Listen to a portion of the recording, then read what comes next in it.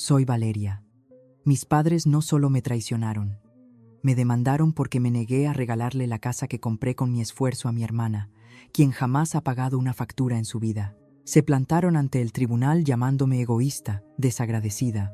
Mientras tanto, su niña mimada se sentaba allí como si fuera de la realeza, sin haber movido un dedo jamás. No lloré, no supliqué, simplemente le entregué al juez una carpeta. Y cuando leyó lo que había dentro, ni siquiera pudieron mirarme a los ojos. ¿Alguna vez te has preguntado qué clase de familia te lleva a juicio por defender lo tuyo? Hablemos de ello. Antes de empezar, dinos, ¿alguna vez has tenido que defender lo que es legítimamente tuyo?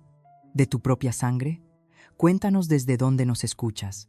Leemos todos los comentarios. Pasé toda la mañana ajustando los manteles individuales y encendiendo velas que probablemente no importaban. El aroma del pollo al romero flotaba desde la cocina y mi pequeño comedor brillaba con la suave luz ámbar de la lámpara de araña. Había ahorrado 3 nóminas para pagarla. No era un palacete, pero era mío. Un piso tranquilo de 3 habitaciones en las afueras de Madrid, en la zona de Las Rosas, comprado tras años de dar clases, tutorías y saltarme todas las vacaciones familiares a las que nunca me invitaban. En fin, a las 18:05 volví a mirar la puerta. Nada. A las 18:47 el romero se había secado. Mis padres llegaron finalmente a las 19:02, entrando como si fueran los dueños del lugar. Mi madre arrugó la nariz al ver el suelo de tarima flotante que yo misma había elegido, mientras mi padre asentía en silencio como si prefiriera estar en cualquier otro sitio. Pero sonreí, me dije a mí misma. Han venido, eso es algo. Entonces sonó el timbre. Elena entró flotando a las 19:21, envuelta en seda y en un perfume que no supe identificar. Algo caro. Sus tacones repiqueteaban con una seguridad que yo nunca podría fingir. Saludó a nuestros padres con 2 besos al aire y ellos se iluminaron como si acabaran de ver el sol por primera vez.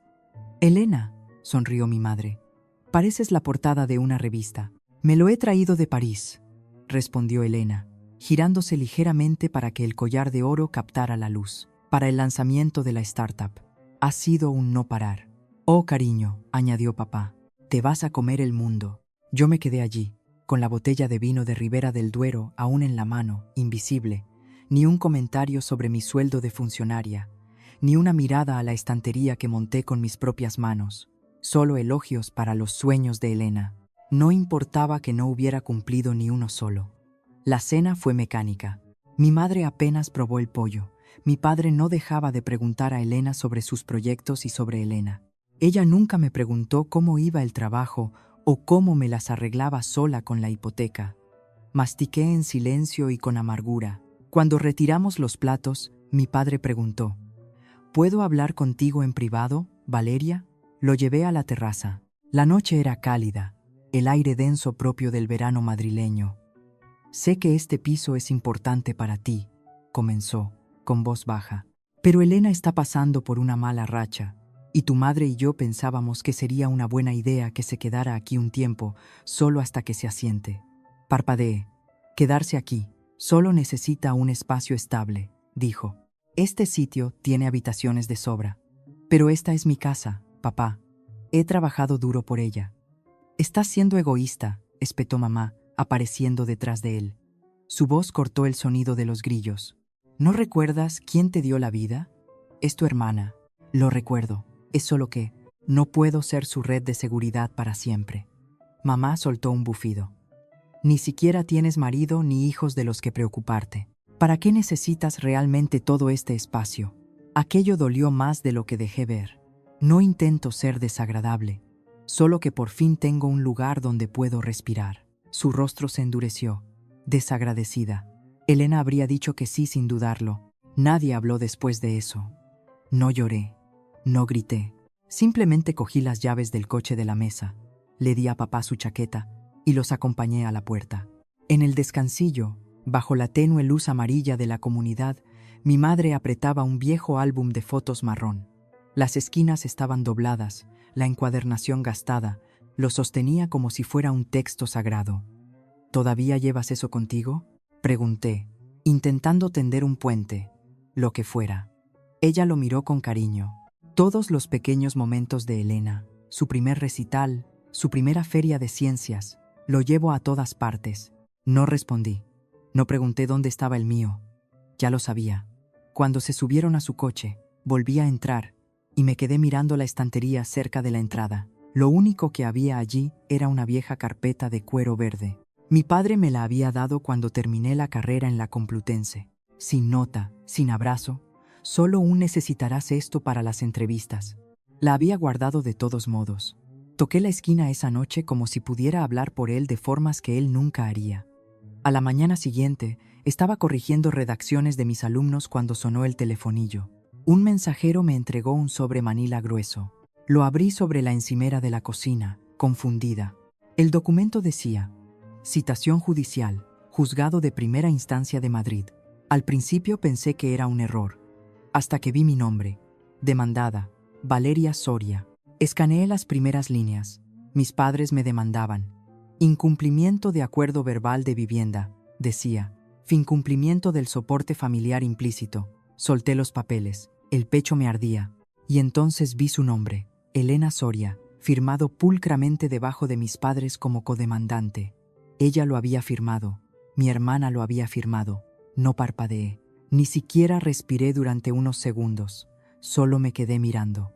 El peso de mi propio nombre bajo esa palabra cruel, demandada, se asentó en mi pecho como un bloque de hormigón. Dejé los papeles con cuidado, como si tocarlos demasiado fuerte pudiera hacer la situación más real. Luego me levanté, caminé por el salón una vez, luego dos. Mi mente no daba vueltas. Estaba congelada, atascada en lo ridículo de lo que acababa de leer. Apoyo de vivienda promisorio, dependencia emocional. ¿Desde cuándo el sarcasmo era legalmente vinculante? Fui hacia la cocina, sin saber muy bien por qué, y me serví agua, aunque me temblaban tanto las manos que el vaso casi se me resbala. Me apoyé contra la encimera e intenté recordar exactamente qué había dicho hacía 3 años. Era sábado. Acababa de salir de un turno doble. Me dolían los pies y la espalda, pero aún así paré a comprar la cena para todos de camino a nuestra reunión familiar. Mis padres estaban de buen humor. Elena acababa de volver de un retiro espiritual de un mes en Gredos, y todos fingían que estaba a punto de cambiar el mundo. Recuerdo estar sentada en el borde del sofá, mientras ella se repantigaba en el sillón descalza, riéndose de cómo había manifestado una nueva vida. Había dicho con ligereza: a lo mejor me quedo a vivir en tu habitación de invitados para siempre y chupo de tu energía de jefa. Yo me había reído solo para mantener la paz. Luego murmuré algo como: claro, siempre y cuando bajes la basura. Eso fue todo. Una frase desechable, una broma, y ahora una demanda. Acerqué el paquete y volví a leer. Allí estaba, párrafo 6, citando un acuerdo verbal hecho en presencia familiar sobre apoyo de vivienda indefinido. Sin firma, sin papeles, solo palabras retorcidas. Mis palabras. Mi móvil estaba en la encimera, con la pantalla en negro. No quería llamar a nadie de mi familia. No podía. Así que cogí las llaves y conduje directamente al despacho de abogados que figuraba en el sobre. No me cambié de ropa. Ni siquiera me até bien las zapatillas. Solo necesitaba respuestas. El bufete estaba en el borde de un parque empresarial en Alcobendas, encajado entre una clínica dental y un estudio de yoga.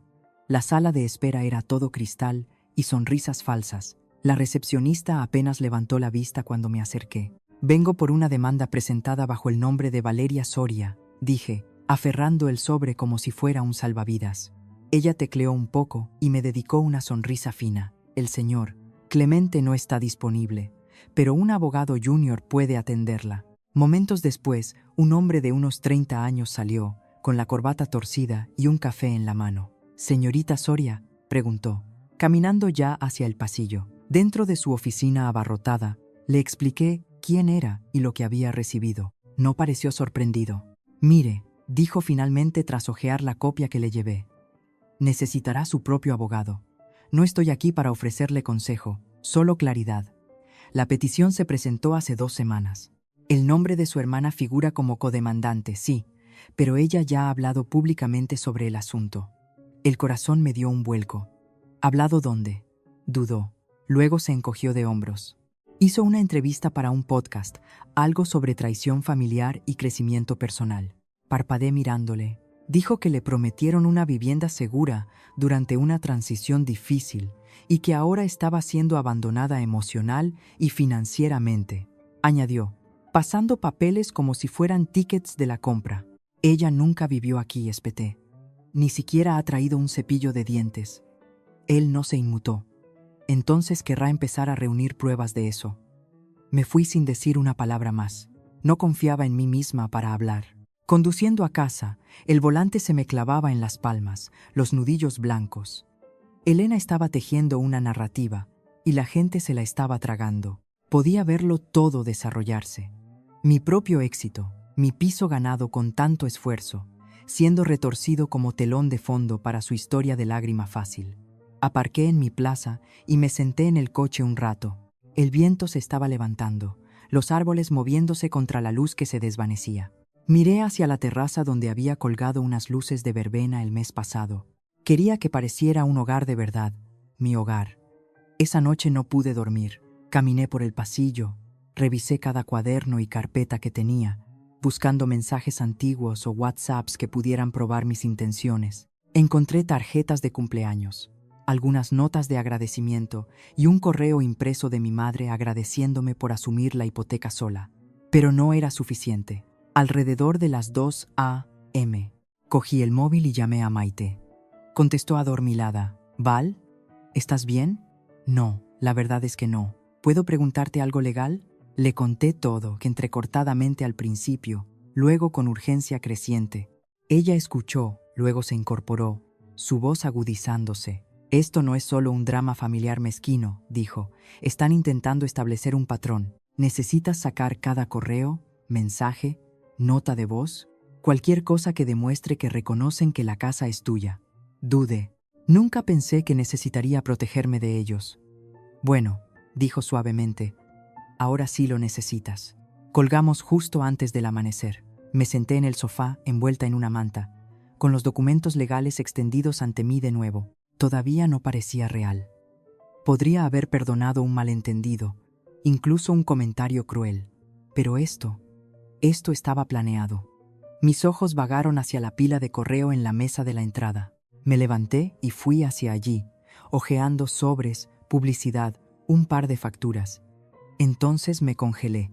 Un sobre blanco, del Banco Santander, dirigido a Elena Soria, enviado a mi dirección. Lo sostuve entre mis dedos como si quemara.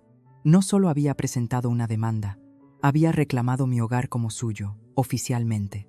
El sobre crujió en mi mano mientras estaba en la entrada, mirando el nombre de Elena impreso bajo mi dirección. Mi nombre ni siquiera aparecía, solo el suyo. Y justo debajo de su nombre, residente actual. Se me revolvió el estómago.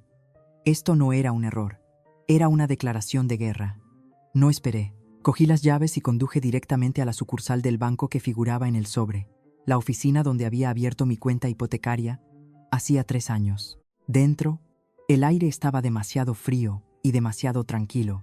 Las luces fluorescentes hacían que todo pareciera clínico y distante. Un joven detrás del mostrador me dio una sonrisa educada, del tipo reservado para clientes a los que van a decepcionar. Le entregué el sobre y dije, «Ha habido un error. Mi hermana no vive en esta dirección». Él escaneó el extracto, luego tecleó en su ordenador. En realidad sí, al menos según nuestros registros. Recibimos un contrato de alquiler el mes pasado, verificando su residencia en esa dirección. Estaba firmado y compulsado. Se me secó la boca. ¿Qué contrato de alquiler?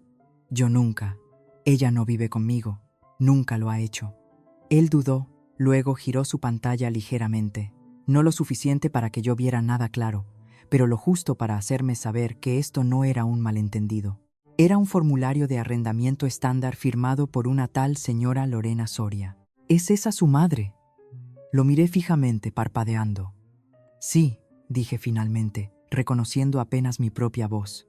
Pero ella no es la propietaria, lo soy yo. Esta es mi casa. Él parecía incómodo ahora. El documento fue presentado a través de un despacho de abogados de familia. No es inusual en casos que involucran transiciones familiares. Si hay una disputa legal, le recomendaría contactar con su abogado. Me fui sin decir otra palabra. El nudo en mi estómago se extendía, trepando hacia mi pecho. Lo sentía golpeando detrás de mis costillas. Pánico, blanco, caliente y en aumento. En el momento en que volví al coche, no conduje a casa. Giré hacia la vieja carretera que iba a casa de mis padres, en un barrio residencial antiguo. Su porche parecía el de siempre. Pintura descascarillada en la barandilla, el mismo carillón de latón tintineando con la brisa. Aparqué en la acera, respiré hondo y subí. Toqué el timbre una vez, sin respuesta. Llamé con los nudillos. Nada. Entonces vi movimiento detrás de las persianas. La puerta se abrió, no del todo, solo lo suficiente para que mi madre se deslizara a través. Salió al porche y cerró tras de sí. «Valeria», dijo suavemente, como si me estuviera dando la bienvenida a casa. «¡Qué sorpresa!», la miré a los ojos. «¿Firmaste un contrato de alquiler diciendo que Elena vive en mi casa?». Su sonrisa no cambió. «Es tu hermana. Necesita estabilidad.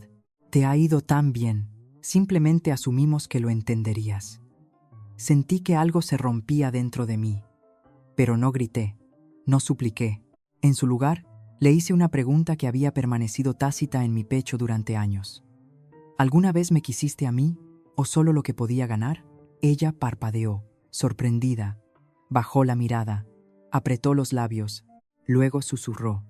«Solo queremos lo que es justo». «Justo». Esa palabra sonó como un insulto.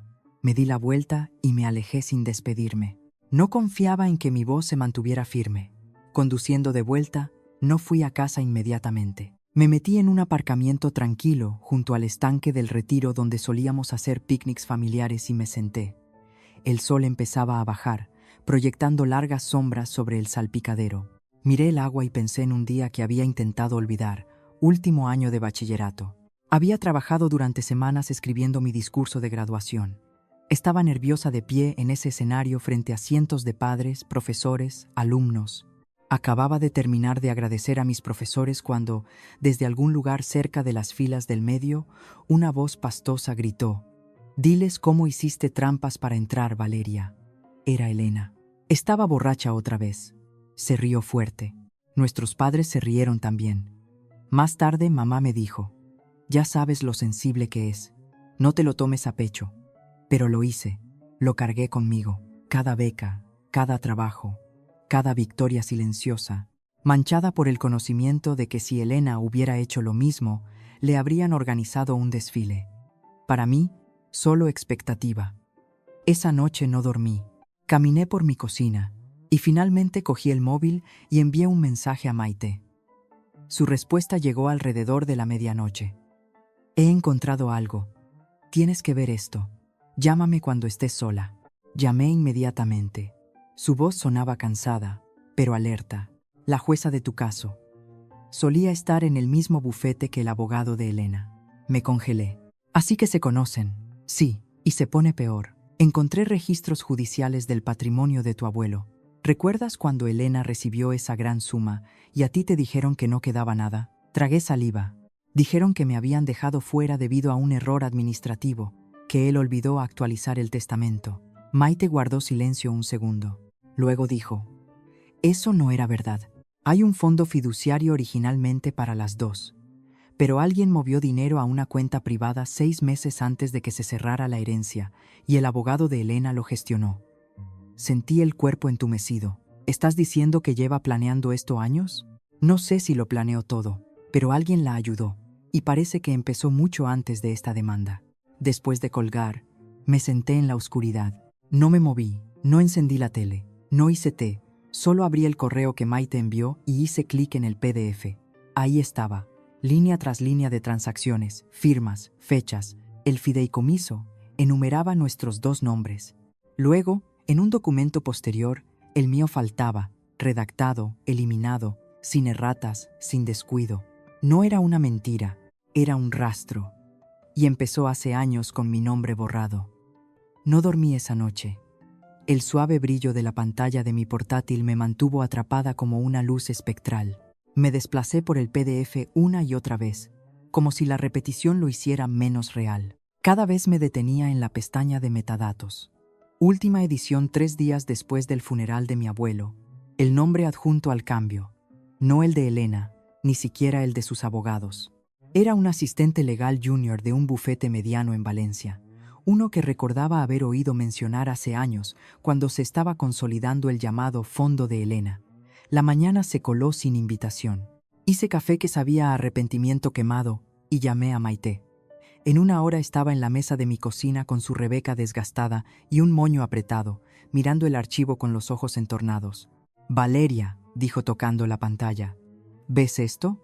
Este es el registro de edición original». Intentaron borrar la versión anterior, pero dejó un fantasma en el historial del archivo. Y aquí está el quid de la cuestión. Este documento fue notariado con una firma digital de ese asistente que en ese momento trabajaba para el bufete que ahora representa a Elena. Me recosté, apenas respirando. Entonces, fue cambiado después del funeral, después de la lectura. No solo fue cambiado, fue manipulado. Tu nombre estaba allí, Valeria, desvanecido, bajo el espacio en blanco, pero aún recuperable. Mis dedos se curvaron, así que no me dejaron fuera por error. Fuiste borrada a propósito. ¿Y la copia de Elena? Maite la levantó limpia. Sin ediciones, sin rastro de una versión anterior. Simplemente perfecta. De alguna manera esa blancura lo hacía peor. Como si alguien me hubiera fregado fuera de mi propio linaje y pulido la mentira hasta que brillara. Nos sentamos en silencio hasta que un golpe lo rompió. En la puerta había un mensajero sosteniendo un sobre blanco grueso dirigido en letras de molde. Valeria Soria. Firmé sin hablar. Mis manos temblaban ligeramente mientras despegaba el sello. Nueva citación legal. Elena y mis padres me demandaban. Dificultad familiar intencionada, leía el documento, y negativa a liberar propiedad perteneciente al beneficiario previsto. Adjuntas había declaraciones juradas de mi madre y mi padre, afirmando que la casa siempre había sido de Elena, que yo había rechazado una resolución familiar razonable y ahora estaba dañando activamente el bienestar emocional de la familia. Maite estaba detrás de mí mientras leía. «Están intentando incriminarte como la agresora», susurró. No podía hablar. Sentía el pecho como si se estuviera hundiendo. Todo lo que podía ver era la lista de la compra escrita a mano que solía dejar en la nevera de mi madre. Las facturas del gas que cubrí después de que papá perdiera su trabajo, los cheques que escribí sin pedir nunca un gracias. Habían convertido mi amor en munición.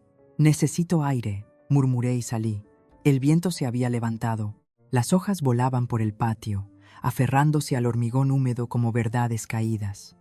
Me subí al coche y conduje sin pensar, directa a la residencia donde vivía ahora doña Lola. Solía sentarse en la esquina del despacho de mi abuelo, escribiendo en un teclado manual con las uñas pintadas como caramelos de menta. Tenía una memoria afilada y una lengua más afilada aún, pero siempre recordaba mi cumpleaños.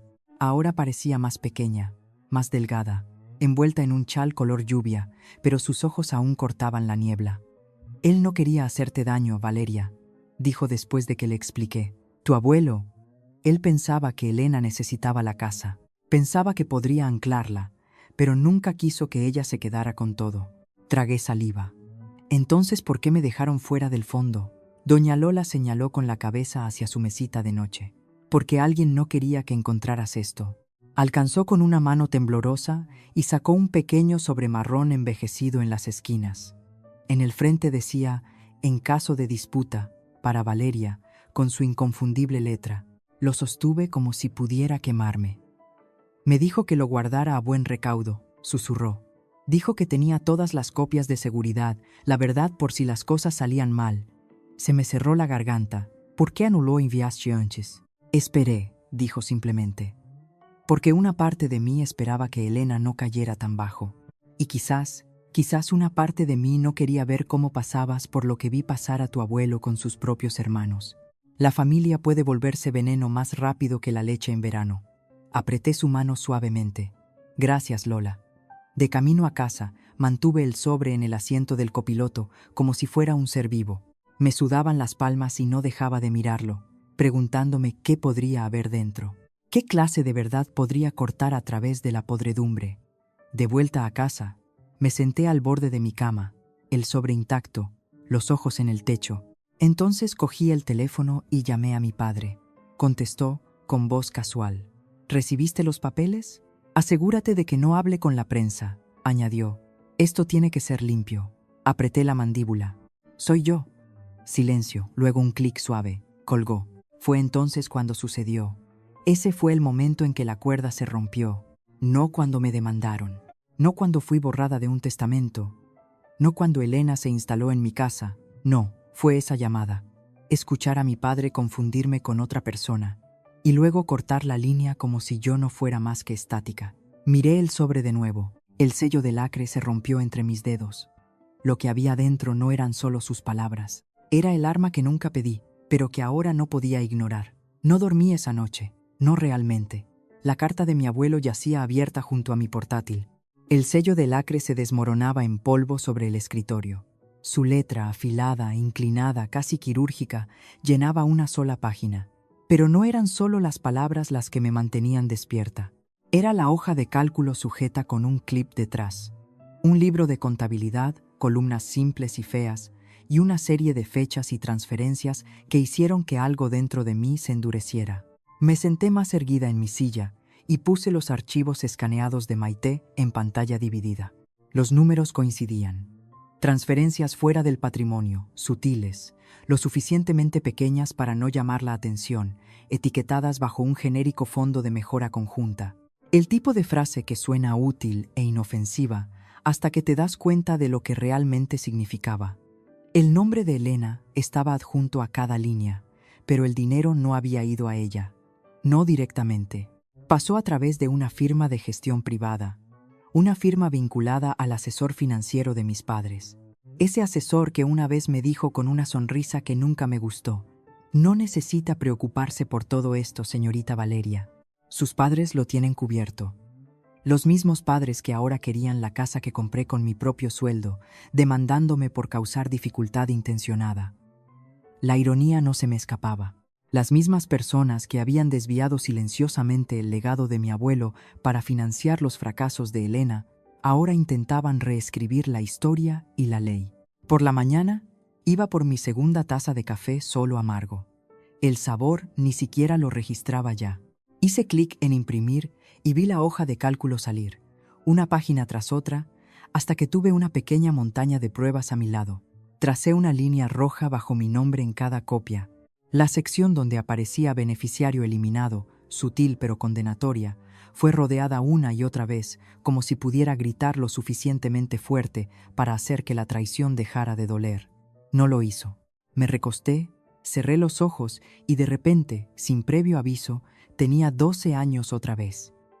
Mis dedos estaban apretados alrededor de un examen de matemáticas, un 9, 6 en tinta roja negrita.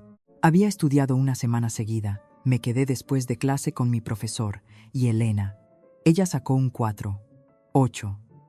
Recuerdo el silencio en la mesa de la cena esa noche. Mi padre removió su sopa, levantó la vista y dijo: tal vez la próxima vez, deja ganar a Elena. Ella lo necesita más que tú. Así que, en el siguiente examen, moví mi papel un poco a la derecha. Fue la primera vez que la dejé copiar. No sería la última. Décadas después, finalmente me pregunté, ¿por qué seguía haciéndolo?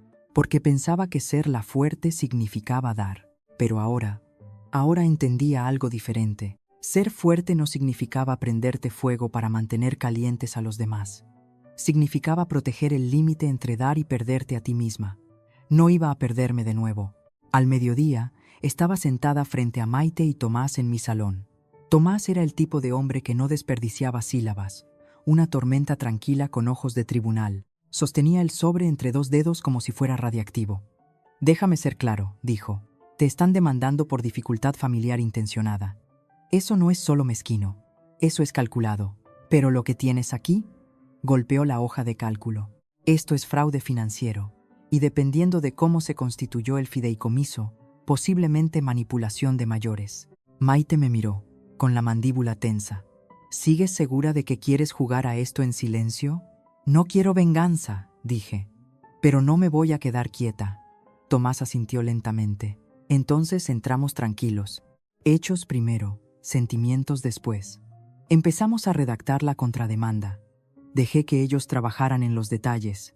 Ley inmobiliaria, cláusulas de división de herencia, jurisprudencia. Mientras yo seguía pasando la página de la carta de mi abuelo una y otra vez, leyendo la misma frase repetidamente.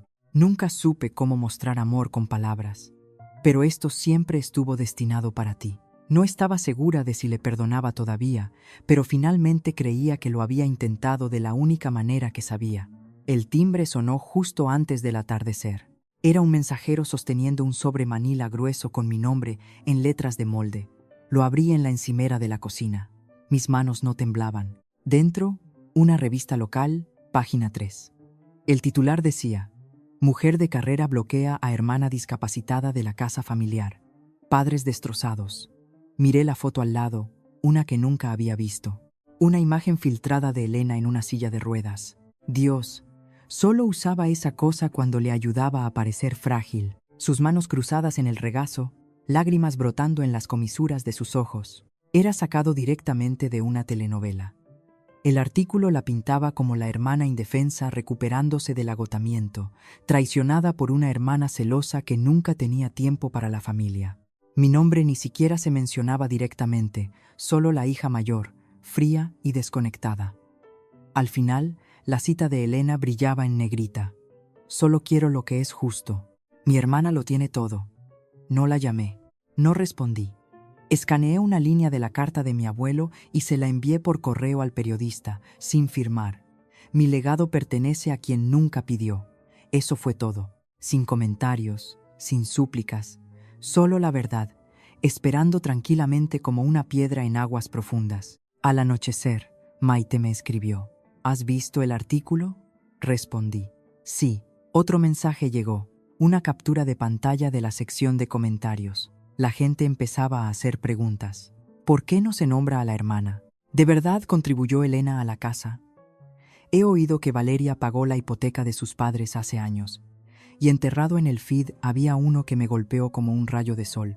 A veces quien permanece en silencio es quien ha estado cargando con todo. Me recosté, exhalé lentamente y me volví hacia el paquete que Tomás dejó en mi escritorio. 64 páginas, archivadas, formateadas, listas. Cuando entráramos en el juzgado, no arrastraría rabia tras de mí. Llevaría hechos y verdad, y un nombre que merecía quedarse donde pertenecía. Para cuando llegamos a los juzgados de Plaza de Castilla, las nubes se habían espesado, proyectando una luz gris apagada a través de las altas ventanas del edificio. Caminé junto a Tomás y Maite sin decir mucho. El peso del sobre y su contenido se sentía más pesado en mi pecho que en mi bolso. Pasamos el control de seguridad, subimos los escalones y entramos en la sala. Era más silenciosa de lo que esperaba, estéril casi. El tipo de silencio que se siente mantenido por la tensión en lugar de la paz. Elena estaba sentada en el lado opuesto, envuelta en un chal beige que la hacía parecer frágil, deliberadamente. Su pelo estaba peinado suave y suelto, ni un mechón fuera de lugar. Su expresión era una mezcla ensayada de victimismo y gracia, la barbilla inclinada lo justo para parecer vulnerable, pero orgullosa. Mis padres estaban sentados detrás de ella, con los ojos fijos en mí. Mi madre no parpadeaba. Mi padre.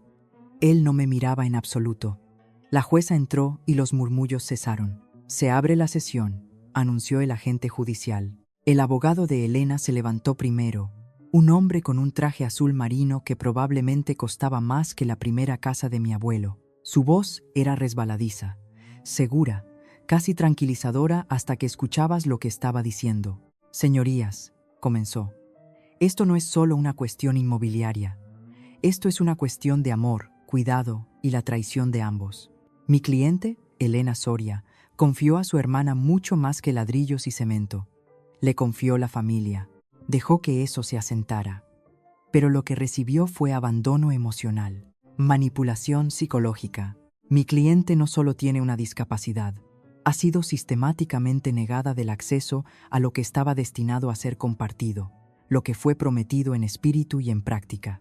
La señorita Valeria Soria ha utilizado una vivienda usando tecnicismos legales para aislar y controlar a una hermana que solo necesitaba bondad. Las palabras se sentían como humo en la sala, retorciéndose. Hubo jadeos suaves en la galería. Algunas cabezas asintieron. Mi madre se secó los ojos con un pañuelo doblado. Mi padre se inclinó hacia adelante con las manos entrelazadas. Nadie miró en mi dirección, aunque cuando fue nuestro turno, Tomás se levantó. No se ajustó la corbata, no montó un espectáculo, simplemente abrió una carpeta y miró a la jueza a los ojos. Proporcionaremos documentos, señoría. No proporcionaremos drama. Luego se sentó. Eso fue todo. Sin teatro, sin discursos, solo la calma antes del impacto. La jueza asintió. Proceda. Tomás se levantó de nuevo y comenzó pieza por pieza, exponiendo la evidencia. Primero el testamento, una versión escaneada de hace 5 años. Ambas hijas nombradas por igual. Luego las retiradas, pequeñas al principio, luego frecuentes, sistemáticas. Mis padres habían estado sacando dinero silenciosamente de la herencia durante años. Todo mientras me decían que el dinero estaba bloqueado, no disponible, reservado para el legado familiar. Les había creído como una tonta. A continuación vino la dirección postal de Elena, un documento oficial donde ella listaba su residencia como el mismo hogar del que afirmaba haber sido excluida. Luego el contrato de alquiler falsificado que presentó con la ayuda de su abogado, intentando pintarse a sí misma como inquilina, firmado con mis iniciales, solo que no con mi letra. Finalmente, la carta de mi abuelo, no leída en voz alta, solo introducida en el registro. Hubo silencio mientras la jueza pasaba las páginas. La sala se cayó en una quietud que era más fuerte que cualquier cosa que el abogado de Elena pudiera haber escenificado. Entonces llegó la parte que no había planeado. Mi turno. Subí al estrado. No respiré demasiado profundo. No me ajusté la ropa. Simplemente me senté con la espalda recta y respondí a las preguntas, prometiendo decir la verdad. Díganos, señorita Soria, comenzó la jueza. ¿Por qué es esta casa tan importante para usted? La miré. La compré, dis-je simplement, con mi propio dinero. No pedí ayuda a nadie, y nunca se la prometí a nadie. Tomás hizo algunas preguntas más sobre cronogramas, préstamos bancarios, ahorros personales. Respondí llanamente. Luego hizo una pausa. ¿Cómo se siente al ser demandada por sus propios padres? Miré a través de la sala. Los ojos de mi madre se entrecerraron. Mi padre mantuvo la mirada en el suelo. Aprendí a dejar de llorar frente a ellos hace mucho tiempo, dije. No hubo jadeo, ningún ruido en absoluto, solo quietud. Y luego el sonido de Tomás reuniendo papeles. Maite se inclinó para susurrar algo en su oído. Él asintió. Señoría, dijo Tomás con permiso. A mi coabogada le gustaría contrainterrogar a la representación de la demandante. La jueza asintió. Proceda. Maite se levantó y caminó con el tipo de aplomo que dice que ha hecho esto antes y lo ha hecho bien. Se acercó al abogado de Elena y sostuvo un artículo impreso. Usted solía trabajar para Fernández y Asociados en Sevilla, ¿correcto? Sí, dijo él. Usted se fue bajo investigación interna específicamente relacionada con casos de tribunales testamentarios y preparación de falsos testimonios. ¿Es eso correcto? Su mandíbula se tensó. Ese caso fue desestimado. Maite arqueó una ceja. Desestimado no es lo mismo que refutado. La jueza levantó la vista de su estrado, anotó algo, no habló, pero el cambio en su postura fue innegable. La energía en la sala cambió. Finalmente, Tomás dio un paso adelante de nuevo. Señorita Soria, dijo, girándose hacia Elena, si su hermana realmente la abusó y excluyó, ¿por qué listó la dirección de su casa en una solicitud de tarjeta de crédito hace solo 3 semanas? Elena parpadeó. ¿Qué? Él entregó el documento al secretario. Era real, firmado, fechado. Yo, comenzó Elena. Eso debe ser un error, tal vez. Pensé que mi dirección postal seguía siendo, pero antes testificó que la dejó fuera. Le cortó el contacto. ¿Cuál es la verdad? Ella miró a su abogado. A nuestros padres. De vuelta a la jueza. Nadie habló. La jueza se aclaró la garganta. Reanudaremos en 1 hora. Y cuando volvamos, espero claridad, no confusión, especialmente de la parte demandante. Entonces su mazo bajó una vez. Exhalé. Por fin, la sala se vació lentamente tras la advertencia final de la jueza. Algunas personas susurraban al pasar junto a mí, otros miraban hacia otro lado completamente. Me quedé sentada hasta que la mayoría se hubo ido, organizando mis archivos con cuidado deliberado. Tomás se inclinó y susurró. 1 hora. Bebe agua. Mantente firme. Asentí, pero no me moví de inmediato. Mis manos no temblaban. Sin embargo, mi corazón sentía como si hubiera tomado un ritmo diferente, tranquilo y firme, como un tambor justo antes de que estalle la tormenta. Salí al pasillo, dirigiéndome hacia la pequeña zona de espera donde había una máquina de agua junto a unas sillas de metal. El aire allí fuera era más fresco, más silencioso, denso de nervios y llamadas telefónicas murmuradas. Pasé junto a unos pocos reporteros, un par de ellos fingiendo no mirarme, bolígrafos listos a media página. Fue entonces cuando los escuché al final del pasillo, justo detrás de las máquinas expendedoras cerca de los baños. La voz de Elena rompió el silencio. Me dijiste que no se defendería. No era fuerte, pero el calor en su voz se transportaba como estática. Dijiste que estaba demasiado cansada, demasiado desgastada para que le importara ya. Luego la voz de mamá, más baja, pero más afilada que un corte de papel. Baja la voz. Lo estás empeorando. Cíñete al plan. Di que fuiste coaccionada emocionalmente como ensayamos. No di un paso adelante. No hice un sonido. Saqué mi móvil del bolsillo de mi americana y le di a grabar. Mi pulgar no tembló. Me quedé allí fuera de la vista, sus palabras cortando la quietud como cuchillos desafilados. Elena soltó una risa ahogada, amarga y demasiado fuerte. Nunca os importó la casa, solo no queríais que ella la tuviera. Ahí estaba. No una confesión, una admisión, fea y sin pulir.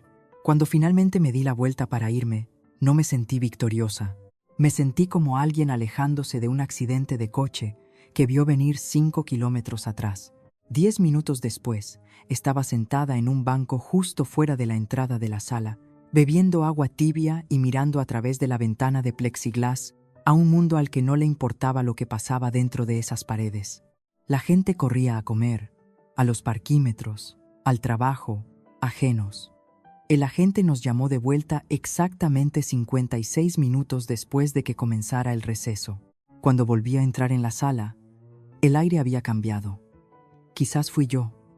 Quizás fueron ellos. Elena parecía haber llorado en el pasillo. Su pintalabios estaba corrido cerca del borde de la boca, un leve rastro rojo descendiendo como una grieta en la escayola. Su madre estaba sentada rígida a su lado, con la cara fijada en una neutralidad tan forzada que parecía dolorosa. Tomás se levantó, con voz clara. «Señoría, tenemos pruebas adicionales que presentar». La jueza hizo un gesto sin hablar. Primero vino la declaración ante notario del anterior propietario, confirmando que yo fui la única compradora y que ningún otro nombre había sido discutido o incluido en ningún papeleo. Luego Tomás presentó una cadena de mensajes, WhatsApps entre Elena y una amiga, capturas de pantalla ampliadas en un monitor. Uno decía: «Les haré sentir culpables para que me den la casa. Siempre caen». Otro: «Me lo merezco. Ella ni siquiera quiere hijos. ¿Qué va a hacer con ella de todos modos?». Elena se movió en su asiento, con los hombros encogidos ligeramente, como si pudiera sentir ojos, presionándola desde cada rincón. Tomás se giró de nuevo. «Y finalmente, señoría, nos gustaría llamar a un testigo, el señor Barroso». Murmullos recorrieron la sala mientras un hombre alto con un traje de lana azul marino daba un paso adelante. Su pelo era gris, pero su voz era firme. «Fui el abogado del señor José Bermúdez durante 27 años», dijo con calma. «En la última semana de su vida, fui abordado múltiples veces por la señora Bermúdez y la señorita Elena Bermúdez. Solicitaron que modificara su testamento específicamente para eliminar el nombre de Valeria Bermúdez. Me negué y guardé copias de esas solicitudes, junto con notas detalladas. Desplegó un archivo de su maletín de cuero. El sonido del papel crujiendo en sus manos fue más fuerte que el zumbido del aire acondicionado. Mientras continuaba, mis padres parecían encogerse en sus asientos. Mi madre parecía como si su columna vertebral ya no supiera cómo sostenerla. «Papá». Él seguía mirando al suelo. Su pulgar frotaba su nudillo de la manera que solía hacer cuando estaba nervioso por el dinero. La jueza hojeó los documentos. Luego miró de nuevo a Elena. Tomás se sentó lentamente, su expresión ilegible. El abogado de Elena murmuró algo inaudible. Fue entonces cuando Elena se rompió. «Se suponía que debíais ayudarme». Escupió por lo bajo a nuestra madre, con la voz temblorosa. «Dijisteis que teníais esto controlado». Lágrimas rodaban por sus mejillas, pero no suaves. No del tipo que hacía que la gente se inclinara. Estas eran dentadas, furiosas. Se las limpió con el dorso de la mano y giró la cara lejos de la multitud. La jueza se inclinó hacia adelante. Este tribunal hará un receso hasta mañana por la mañana para los alegatos finales, dijo, su voz ahora más afilada que antes. Déjenme ser clara. Este caso bordea el uso indebido de los recursos judiciales y podría reflejar intención de fraude. Aconsejo a todas las partes que consideren sus próximos movimientos cuidadosamente. No necesitó golpear el mazo. Su tono dijo suficiente. Todos se levantaron. Mientras reunía mis archivos, guardando la grabación del pasillo profundamente en mi carpeta, podía sentir el calor de los ojos sobre mí, algunos juzgando, algunos comprendiendo, algunos simplemente curiosos. No miré atrás hasta que Elena pasó junto a mí lo suficientemente cerca para rozar el borde de mi abrigo. No se detuvo, pero se giró lo justo para susurrar agudo y bajo. Si caigo, me llevo a todos conmigo, incluida tú. No me inmuté, simplemente cerré mi carpeta y la deslicé en mi bolso. Pero por dentro, marqué sus palabras como si estuvieran escritas en tinta permanente. No la miré cuando lo dijo. La voz de Elena era baja, pero se enroscó alrededor de mi nuca como una amenaza que finges ignorar, pero nunca olvidas. Cerré mi carpeta y la metí bajo el brazo, caminando junto a ella como si el pasillo no tuviera nada que decir. Pero por dentro me preparé porque sabía lo que hace la gente como Elena cuando empieza a perder el control. Patalean, queman, arrastran. El sol de la mañana apenas había salido cuando volví a entrar en el juzgado. Había un silencio en el aire, del tipo que solo viene antes de un ajuste de cuentas final. La gente se colocaba en su sitio lentamente, la tensión casi demasiado pesada para llevarla en silencio. Dentro de la sala, la jueza se sentaba más erguida de lo habitual, su expresión ilegible. Mantuve mis ojos en la veta de la mesa ante mí hasta que llamó a los alegatos finales. Tomás me dio un ligero toque en la mano bajo la mesa. Era el momento. Me levanté, no con ningún gran gesto, sino con el tipo de quietud que viene de estar harta de explicarte. Caminé al centro. Esto no va sobre una casa, dije, mi voz firme pero baja. Va sobre ser borrada de nuevo. Hice una pausa, dejando que las palabras se asentaran. La gente se movió en sus asientos, insegura de si había terminado. No luché por esto por una línea de propiedad. Luché porque estaba cansada de ser la callada, la que todos asumían que cedería. Os vi reescribir la historia mientras yo permanecía en silencio, pero el silencio no es consentimiento, y me negué a desaparecer esta vez. No lloré, no levanté la voz, dejé que el peso de esas palabras hiciera el trabajo. Cuando retrocedí, capté un vislumbre de Elena, sus manos apretadas en su regazo, la mandíbula rígida. Mi madre evitaba mis ojos completamente. Mi padre miraba hacia abajo como si contar las líneas en las baldosas del suelo pudiera borrar todo lo que acababa de decirse. Tomás se levantó a continuación, ajustándose las gafas. No perdió tiempo. Señoría, comenzó. Hemos establecido que la casa fue comprada únicamente por la señorita Valeria Soria, sin contribuciones, financieras o de otro tipo, de la señorita Elena Soria o sus padres. Pero más allá de eso, me gustaría abordar el patrón. Hizo clic en un mando y una hoja de cálculo se proyectó en la pantalla de la sala. En los últimos 5 años, Elena Soria ha recibido aproximadamente 400 euros en lo que sus padres etiquetaron como ayuda familiar. Eso incluye pagos de alquiler, reparaciones de coche, múltiples rescates de tarjetas de crédito e incluso vacaciones. Unos pocos jadeos de la galería. Por el contrario, la señorita Valeria Soria se giró para señalarme. No recibió nada. 0. De hecho, a menudo era ella quien pagaba las funciones familiares, cenas de cumpleaños, incluso prestaba dinero que nunca fue devuelto. Miré fijamente a mi madre entonces. Su expresión no se movió, y sin embargo, continuó Tomás, cuando la señorita Valeria compró una vivienda modesta tras años de trabajo duro, el primer instinto de su familia no fue la celebración, fue el derecho a disponer de ella. Dejó que eso calara.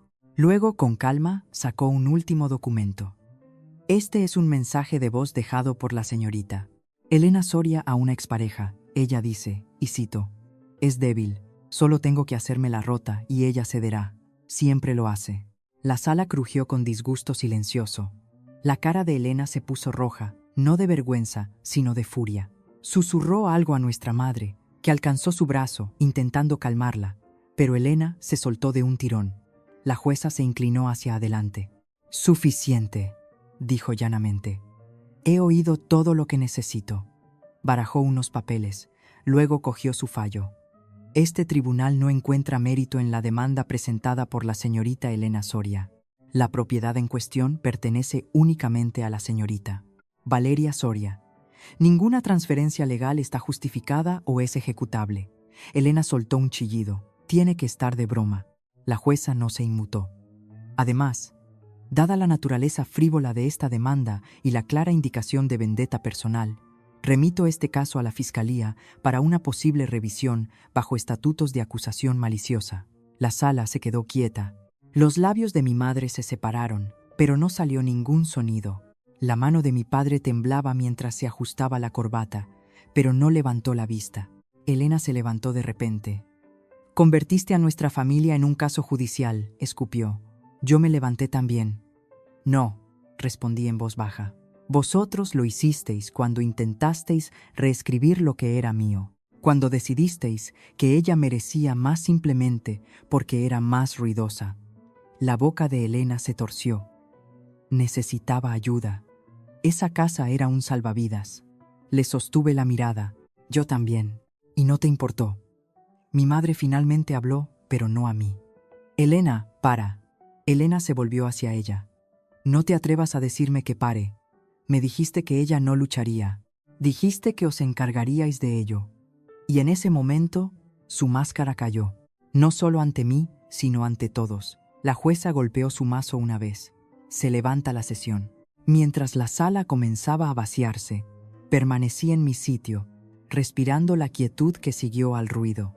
Tomás guardó nuestros archivos. Vi a la familia a la que una vez intenté tanto pertenecer dispersarse como el final de una obra de teatro, sin reverencias, sin aplausos. Mi madre no dijo adiós. Mi padre pasó junto a mí como si fuera una extraña en un banco de la ciudad. Elena se demoró más tiempo. «¿Crees que has ganado?», dijo sin veneno ahora, solo vacío. No respondí mientras el eco del mazo sonaba una última vez. Miré alrededor, esperando que la victoria se sintiera cálida. No lo hizo, simplemente se sintió terminada. Mientras el eco de los mazos se desvanecía de la sala y el silencio se espesaba, recogí mi abrigo, metí mi carpeta bajo el brazo y asentí a Tomás. No dijimos mucho mientras salíamos. No había nada más que probar.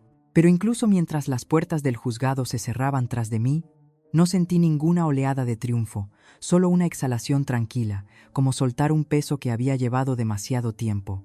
Pasaron 2 semanas antes de que volviera a casa. No solo físicamente, sino plenamente, emocionalmente. Esa mañana, caminé por el corto sendero hacia mi portal. El césped estaba crecido en algunos parches.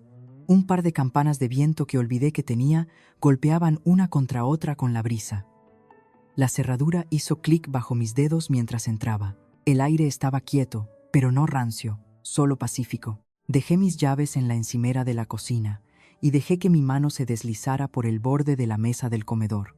El mismo lugar donde el día que me mudé, Tomás y yo habíamos compartido trozos de pizza grasienta rodeados de muebles a medio montar.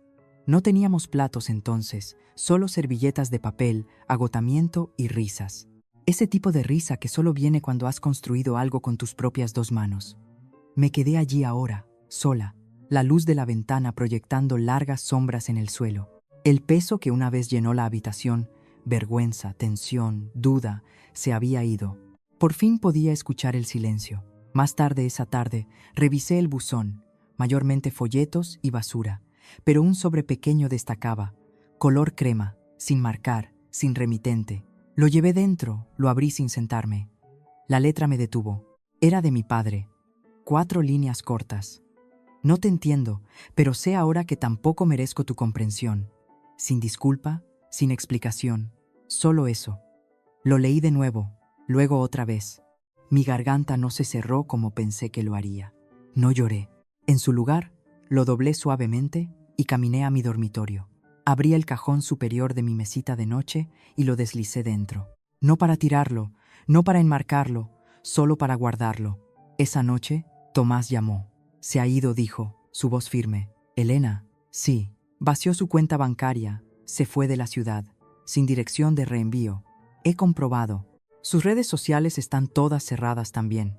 No supe qué decir. Hubo un tiempo en que habría sentido alivio, o quizás alguna satisfacción retorcida. Pero ahora pensé que sentiría algo, admití. Lo sé, dijo, pero a veces los que no dicen adiós son los que no necesitamos perseguir. Colgué unos minutos después y miré por la ventana del salón. Fuera, la calle estaba tranquila, sin coches, sin voces, solo el viento rozando los árboles. A la mañana siguiente, cogí una brocha. La habitación de invitados siempre había sido de Elena cuando venía de visita o cuando nuestros padres necesitaban un lugar donde quedarse. Me paré en la puerta un momento, luego abrí la ventana de par en par y dejé entrar la luz del sol. No elegí un color que a nadie más le gustara, elegí el mío, lavanda profundo, como las flores silvestres que solían crecer detrás de la casa de la abuela Ruth. Pinté las paredes lentamente, deliberadamente. Cada pasada se sentía como una reconquista. Cuando la última capa se secó, traje un caballete que había pedido hace semanas, pero nunca desempaqueté. Lo puse junto a la ventana. Abrí un lienzo nuevo. Por primera vez en años, empecé a pintar de nuevo. Era algo que dejé cuando era más joven, cuando mi madre me dijo que era una pérdida de tiempo para alguien que necesita proveer. Así que paré. Saqué los títulos, compré la casa, interpreté el papel, pero ahora esta habitación, esta pintura, este hobby, no eran para la aprobación de nadie, eran míos. Esa tarde, estaba enjuagando mis pinceles en el fregadero cuando mi móvil vibró. Era Tomás de nuevo. Esta vez, había enviado un video corto, un clip del último día en el juzgado. Le di al play. Ahí estaba yo, de pie ante la jueza. Mi voz, clara, inquebrantable, resonaba desde los altavoces. No luché para ganar. Luché para que el silencio no fuera dueño de mí nunca más. Lo vi 2 veces, luego lo borré. No porque no importara, sino porque ya no necesitaba pruebas. No necesitaba recordatorios. Esa voz, esa fuerza, ya era mía. Más tarde, mientras el cielo se oscurecía y las sombras se estiraban por la habitación, me senté a los pies de mi cama, mirando alrededor de la casa. Nunca fue sobre este lugar, no realmente. No era el azulejo o la hipoteca o la escritura. Esta casa nunca me pidió probar nada. Simplemente se quedó quieta mientras yo encontraba el coraje para parar.